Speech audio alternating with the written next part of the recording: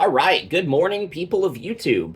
So this time we are back with another Bt14 deck profile. This time we have a very aggressive blue deck focused on Leomon cards in combination with Imperialdramon Ace. So with Imperialdramon Ace, with the Panjyamon inheritable effect, you can play Digimon, unsuspend things, give bodies rush. You have Tamers that you can play, like Jeri to play a Leomon, which will also trigger that inheritable effect. Imperialdramon can just play the good Leomon because it's 4,000 DP or less, and then block an attack coming into it, forcing your opponent to pass turn because Leomon will give you memory. There are a lot of really cool interactions that this deck has, and it has the ability to just kind of spam out bodies and constantly put on gas while denying your opponent resources to do anything. So if you guys like this kind of content, make sure you guys like and subscribe. And without further ado, we will start as always with the digi-panda. You can see them on the screen. We got 4 copies of the new Bukamon and 1 copy of Wanyamon from Bt11.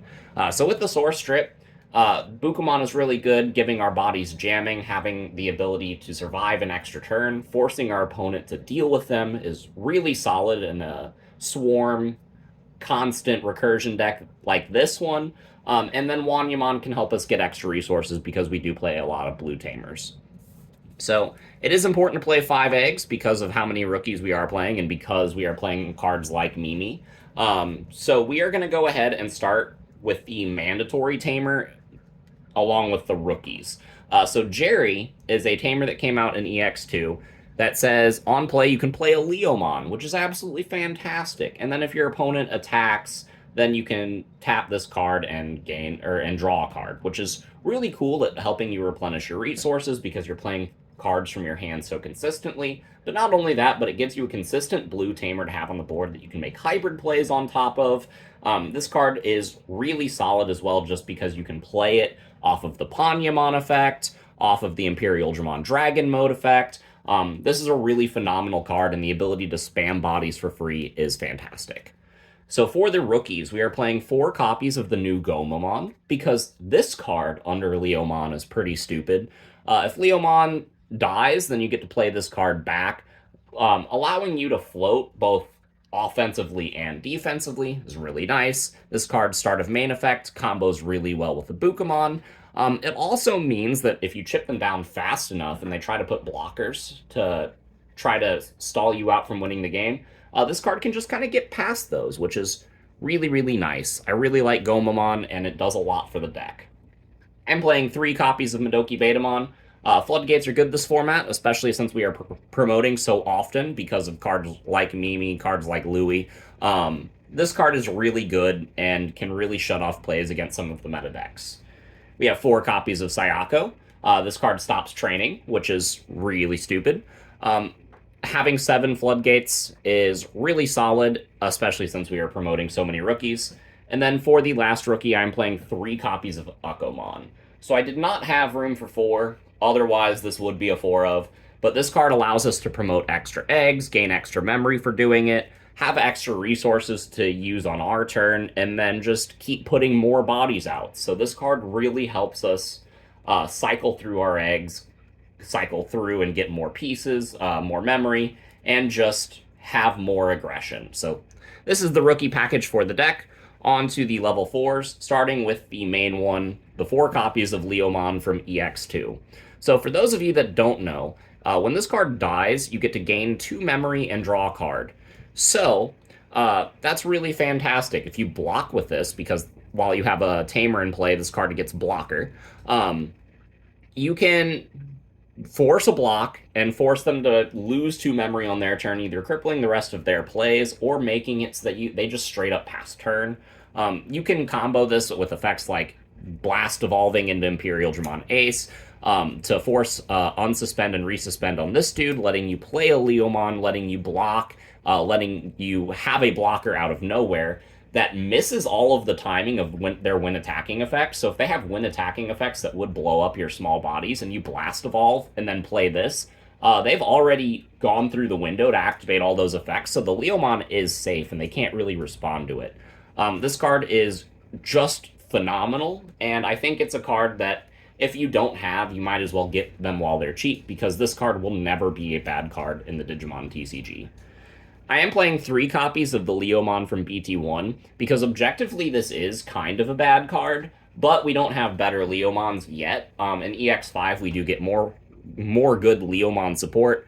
This card is, however, pretty nice because on deletion you do just get 2 memory. So this is a card that you're swinging into your opponent's security quite often, and if you have a Gomamon under it, then if it dies, you get 2 memory and you get a Gomamon back. That's pretty good, and this is just a nice card to help round out the Leomon package. The main reason it's in here is that we always have a Leomon name to play off of the Jeri effect.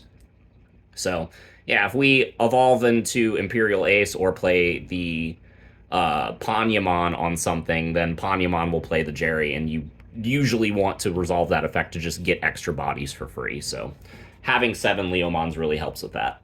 And then I am playing 2 hybrids for game. We play Jeris for blue Tamers, so hybrids are good. We are playing the 1 Kumamon to help us control sources a little bit better, and then the 1 Lanamon because this card can tuck a Gomamon under it, give itself jamming, and then if they respond to it, then you get the Gomamon back out. I don't know which one I like better in a style of deck like this, so I am opting to play 1 of each. I think you could cut 1 to make room for 2 of the other, but it is what it is. I like the hybrids, I like the Leomon package, and that rounds out the level 4s. For the level 5s, we got 4 copies of Panjyamon. Not only does this card just spit out a Tamer whenever you evolve into it, which is fantastic, but the inheritable effect to give bodies that you play Rush is really, really stupid with Imperialdramon Ace. And I really wanted to play this card in this format with all the good Tamers that we had, with Ukomon, with Gomamon, and with this Zudomon Ace, but you really need a blue and a green level 6 in order to make this work. And then we also got access to the Imperialdramon Ace, so this deck kind of just came together once I realized we had all these pieces. And the Panjyamon is kind of the glue that holds it all together. So for the Zudomon Ace, you do want some card that you can evolve defensively on their turn to kind of control their board. And Zudomon Ace fulfills that role. Not only that, but with the source strip that we do have in this deck, this is a good way to just facilitate early removal. Not only that, but just playing a Zudomon for 4 from your hand to get something off the board is not a bad play, especially since you are rushing them down in the early game. Playing this can just control the board enough for you to have your bodies fulfill a follow-up swing on the next turn, winning you the game that way. This is just a really phenomenal card, and it does a lot for the deck. So the only level 6 that I am playing is going to be the Imperialdramon Dragon Mode Ace. It's the only one that really fits in this deck, because Leopardmon can't play blue cards, so you can't play Leomons off of Leopard's effect. I wanted to try Rust Tyrannomon Ace, but it can't evolve off of the Zudomon Ace. This really just feels like the perfect spot for this for this level 6 slot. What it does is on play and when digivolving, you can suspend something, then unsuspend something. It has an all turns effect that says when this Digimon becomes suspended, you may play 1 Tamer card or 1 Digimon card with 4,000 DP or less from your hand without paying the cost. So it allows you to play Tamers, it allows you to play Leomons, it allows you to play all of your rookies. The ability to go into this card and then unsuspend something as well is really fantastic. This is just a great card in a lot of situations, and the only thing that's really bad about it is the 4 cost to evolve, but we actually do have some ways to get around that in our option card lineup. So I do really like this card and what it provides for the deck. So for the Tamers, you have room for, I feel like, 3 of them. I am including the 3 options that you could play on the screen here. We have the Davis from BT3, the one that searches for both blue and green cards and is a memory setter. We have the Mimi, that is also a memory setter from BT1 that allows you to promote extra eggs, especially in conjunction with your Panjyamons and your Imperialdramon Ace, since they are both green Digimon that are level 5 or higher. And then we have the Louie from the new promo pack that lets you just promote and gain memory and do more things. I think all of these Tamers make sense for the deck. I am testing them all at 1 apiece right now, just because this deck is still kind of in the testing phase. But these are good Tamers and ones that I would highly consider playing. And I think all of them fulfill a very good role for the deck. And it's just kind of up to your preference which ones you would prefer in the slot. But going into the options, we have a couple options that make this deck really nice defensively. Starting off with the mandatory ones, we got HPD, because this card needs to be banned. This card allows you to just go into your dragon mode for free, and that's really fantastic. We got the one copy of Ice Wall, because if you're putting on a lot of aggression, and then you activate Ice Wall because all of your cards had jamming with Ibuka, and you put your opponent in a situation where they can't respond to your board, then they just kind of lose. Not only that, but it's a nice security bomb. This is just an overall fantastic card for the deck. I am playing 2 copies of Howling Memory Boost. So this card is kind of nice for allowing us to get extra memory to make our Digivolve into the Imperialdramon Ace play on our turn, which is cool. But not only that, it can help us strip sources and stun bodies so that we don't have to worry about them. And with the source strip from the Goma, the Zudo, the Kuma, and a couple other cards, this is actually pretty effective at facilitating the Zudomon Ace removal effect, as well as all of your other cards facilitating this effect to stun something. So I really like Howling in the deck.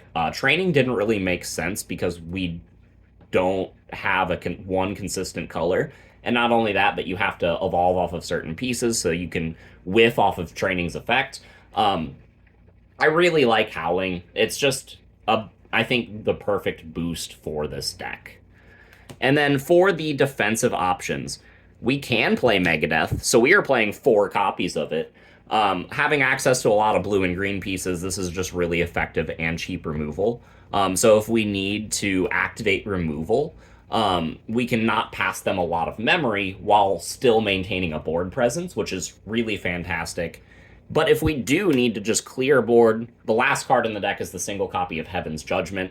You could cut a Megadeth to increase this card by a copy if you wanted to, like play 3 Megadeth, 2 Heaven's Judgment. I think that's perfectly acceptable. You could even cut one of these Tamers to make more room for defensive options. I think these cards are kind of flex slots in the deck, but they definitely make sense because having access to all of this removal is just going to make your aggression more consistent.